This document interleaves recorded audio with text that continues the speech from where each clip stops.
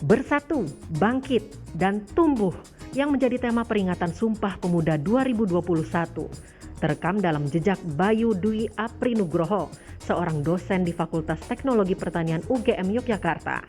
Tergerak oleh nasib petani yang sering mengalami gagal panen akibat ketidakpastian iklim dan cuaca, Bayu mengembangkan konsep smart farming atau tani cerdas. Konsep tani cerdas ini diterapkan lewat alat sensor yang mampu mengambil data cuaca, suhu, kelembapan, kekuatan angin, dan kadar keasaman atau pH tanah. Dengan teknologi ini, para petani bisa mengunduh informasi kondisi cuaca dan tanah secara akurat dan aktual atau real time. Selain itu, berkat algoritma yang diprogram ke dalam aplikasi, petani juga akan memperoleh saran tindakan apa yang perlu dilakukan di lahan pertanian miliknya. Selama ini siapa sih yang paling dirugikan terkait dengan perubahan iklim ini? Ternyata adalah petani. Kenapa petani gitu ya?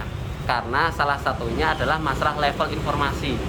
Level informasi selama ini kalau kita lihat dari HP, dari internet, levelnya hanya sampai pada tingkat kecamatan.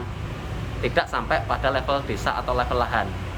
Nah, padahal informasi sampai level lahan itu dibutuhkan oleh si petani.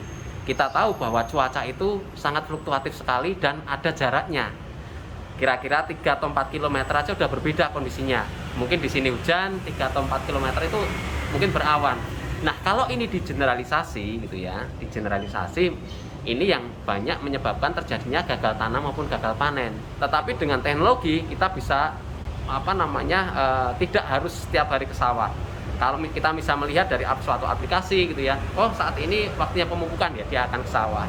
Saatnya melakukan pengairan gitu ya misalnya, nah itu dia ke sawah. Tetapi setelah itu dia bisa melakukan aktivitas yang lain. Berkat konsep tani cerdas yang ia gagas, Bayu Dwi Aprinugroho dan tim startup ReadX Bertani diganjar sebagai pemenang pertama penghargaan Hermes Award 2020 di Hannover Messe, Jerman untuk kategori startup. Di lapangan, aplikasi tani cerdas besutan Bayu telah diterapkan di puluhan daerah di tanah air dan dapat diterapkan untuk puluhan jenis komoditas pangan dan hortikultura.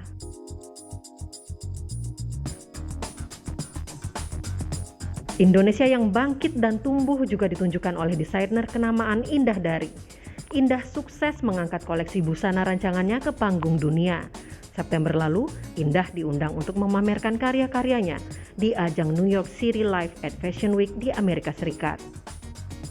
Indah diundang langsung oleh CEO NYC Life at Fashion Week, Michael Reid, yang telah lama mengamati karya-karyanya. Karya busana rancangan Indah sendiri memang khas. Indah mengangkat balutan motif Papua yang khas ke dalam koleksi busananya, namun tetap menampilkan kesan yang elegan. Bahwa di Indonesia Timur itu juga ada Papua gitu loh, seperti itu, dan itu tidak kalah bagusnya, tidak, dan bermakna juga gitu. Memang Papua tidak punya batik karena batik itu identik dengan Jawa kan gitu, tapi di Papua itu ada motif, banyak sekali motif yang bisa kita aplikasikan ke dalam kain gitu, di atas kain itu ya alhamdulillah bisa saya buktikan di kemarin gitu. Salah satunya yang motif patung Asmat itu seperti itu. Bayu Dwi Aprinugroho yang mengembangkan konsep tani cerdas maupun Indah Dari yang berkiprah di panggung fashion dunia tak hanya mengharumkan nama Indonesia, keduanya sama-sama mengangkat derajat bangsa. Lewat terobosannya, Bayu mengangkat produktivitas petani, sedangkan Indah mengangkat motif Papua ke ranah fashion yang selama ini didominasi batik dan tenun. Tim Liputan Kompas TV.